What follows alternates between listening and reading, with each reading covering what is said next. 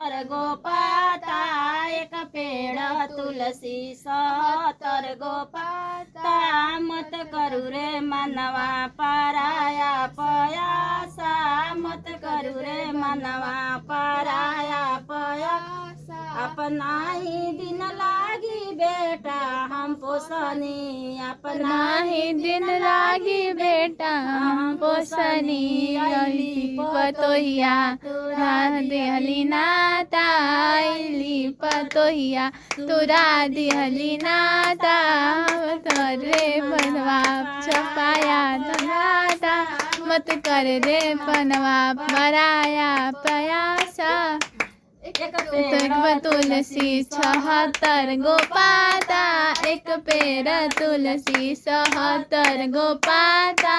मत कर रे मनवा पराया पराया सा मत कर रे मनवा पराया परासा अपना ही दिन लागी बेटा बेटा अपना ही दिन लागी बेटी हम पोसनी अले दमादा छोरा दियले नाता अले दमैया छोरा दियले नाता कर रे मनवा पराया परासा मत कर रे मनवा पराया परासा एक पेड़ तुलसी 76 गो पाता एक तुलसी 76 गो पाता कर रे मनवा पराया पयासा। जय मैया। करेंगे मैया गलती के क्षमा। तुलसी लगा दरी अगनैया बीचे तुलसी लगा द जे हमरा तुलसी के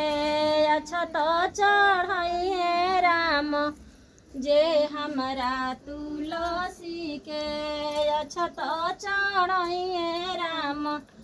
जन्म जन्म हावाती रही अगनैया बीचे तुलसी लगा दोहरी अगनैया बीचे तुलसी लगा दो जे हमरा तुलसी के अछत चढ़ाई है राम।